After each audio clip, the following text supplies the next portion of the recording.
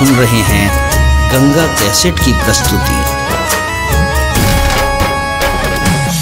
काहे को हुकावो तारा अगिया लगावो तारा नई हर के बात पूछ के किरिया खियावो तारा।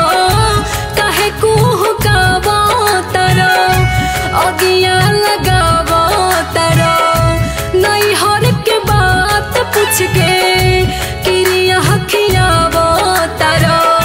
सच कहतानी बेकरार रहनी हो प्यार भइल रहे एक बेर जब कुवार रहनी हो प्यार कइले रहली एक बेर जब कुवार रहनी हो।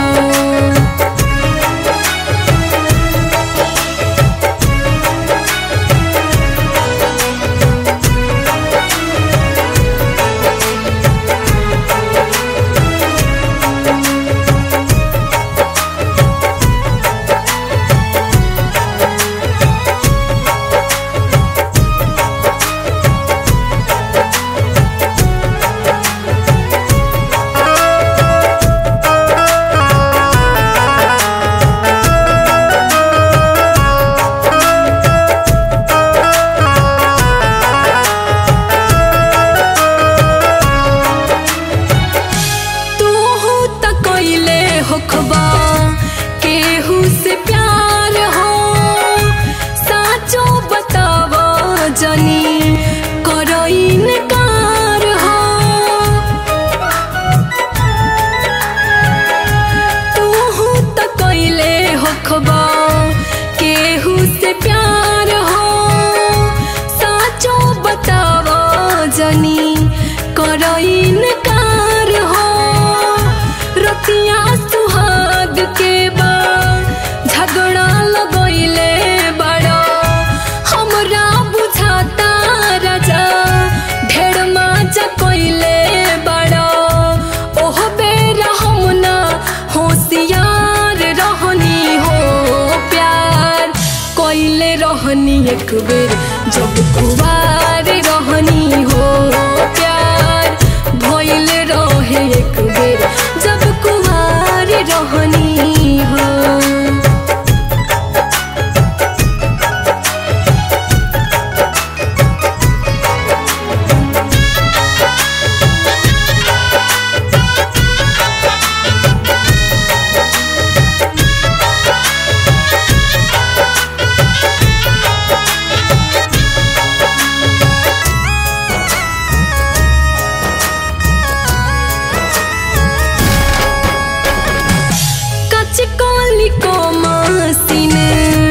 हम तो रहली उमेरिया के गरमी हम नहीं सहनी।